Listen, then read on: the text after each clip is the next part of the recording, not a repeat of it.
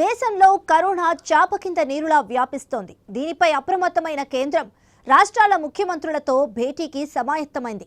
Corona అడ్డుకట్టకు తీసుకోవాల్సిన చర్యలపై ఆయా రాష్ట్రాలు చేపడుతున్న విధానాలపైన సమీక్ష చేపట్టింది.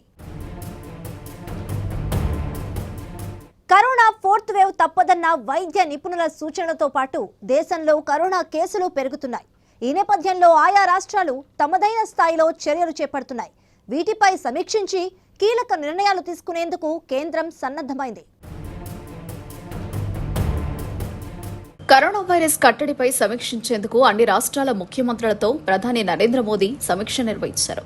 వర్చువల్ గా జరగనున్న ఈ కార్యక్రమంలో వైరస్ కట్టడిపై రాష్ట్రాలు తీసుకుంటున్న చర్యలు, తీసుకోవాల్సిన జాగ్రత్తలపై చర్చిస్తున్నారు. అలాగే ఆయా రాష్ట్రాల్లో నెలకొన్న పరిస్థితులను ముఖ్యమంత్రులు ప్రధానికి వివరించనున్నారు. గత కొన్ని రోజులుగా దేశవ్యాప్తంగా కరోనా కేసులు క్రమంగా పెరుగుతున్నాయి. దీంతో వైరస్ కట్టడికి చర్యలు తీసుకుంటున్న ఆయా రాష్ట్రాలు కోవిడ్ ఆంక్షలను మళ్లీ అమలు చేసే పనిలో నిమగ్నమయ్యాయి. ఈ నేపథ్యంలో అన్ని రాష్ట్రాల సీఎంలతో ప్రధానమంత్రి నరేంద్ర మోదీ సమీక్ష చేపట్టారు. వీడియో కాన్ఫరెన్స్ లో జరిగే ఈ కార్యక్రమంలో వైరస్ కట్టడికి రాష్ట్రాలు తీసుకుంటున్న చర్యలు, తీసుకోవాల్సిన జాగ్రత్తలపై ముఖ్యమంత్రులతో ప్రధానమంత్రి మోదీ చర్చించనున్నారు.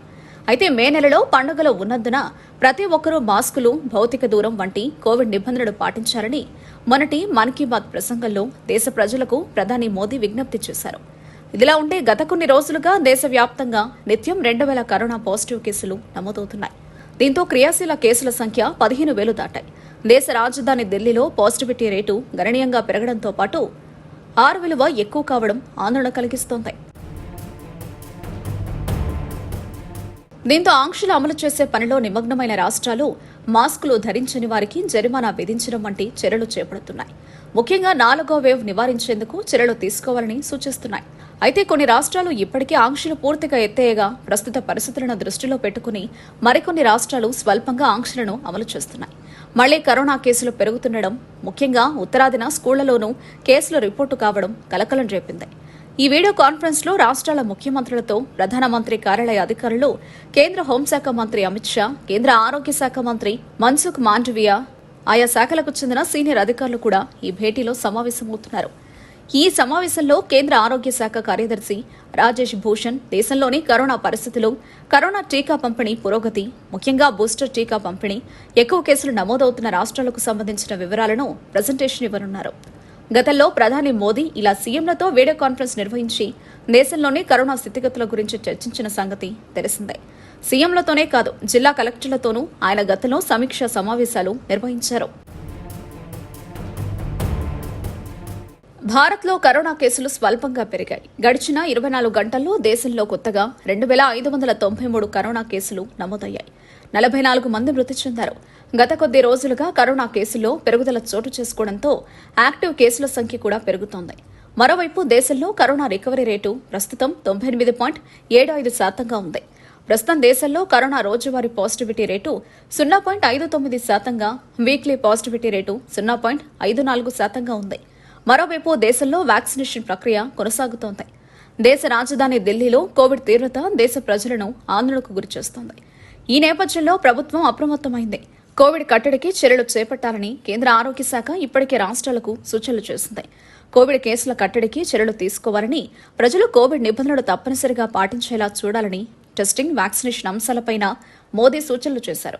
ఈ క్రమంలో ఢిల్లీ ప్రభుత్వం బహిరంగ ప్రదేశాల్లో మాస్కులను తప్పనిసరి చేసింది.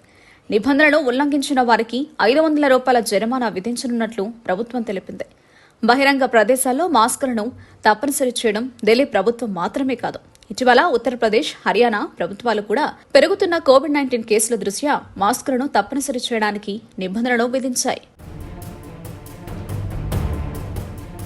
దేశ రాజధాని ఢిల్లీ సహా పొరుగు రాష్ట్రాల్లో కరోనా పాజిటివ్ కేసులు రోజురోజుకు పెరుగుతున్నాయి. జూన్ చివరి వారం నాటికి దేశంలో కరోనా ఫోర్త్ వేవ్ ప్రారంభమై సెప్టెంబర్ వరకు ఉంటుందన్న కాన్పూర్ ఐఐటీ పరిశోధకులు హెచ్చరికలు ఆందోళన కలిగిస్తున్నాయి. ప్రస్తుతం ఢిల్లీ సహా పొరుగు రాష్ట్రాల్లో కేసుల సంఖ్య క్రమంగా పెరుగుతుండటంతో ఫోర్త్ వేవ్ భయం వెంటాడుతోంది. ఢిల్లీలో చిన్నారుల్లో ఎక్కువ పాజిటివ్ కేసులు కనిపిస్తుండడం కలవరం రేపుతోంది. దీంతో 5 నుంచి 12 ఏళ్ల మధ్య వయసున్న చిన్నారులకు కరోనా వ్యాక్సిన్ పంపిణీకి సంబంధించి నిపుణుల కమిటీ ప్రకటన చేసింది. 5 నుంచి 12 ఏళ్ల వయసు పిల్లల కోసం 2 వ్యాక్సిన్లను వేసేందుకు కమిటీ గ్రీన్ సిగ్నల్ ఇచ్చింది. చిన్న పిల్లలకు వ్యాక్సిన్ పంపిణీలో భాగంగా కార్బివాక్స్తో పాటు కోవాక్సిన్కు కూడా అనుమతి ఇస్తూ నిపుణుల కమిటీ ప్రకటన విడుదల చేసింది.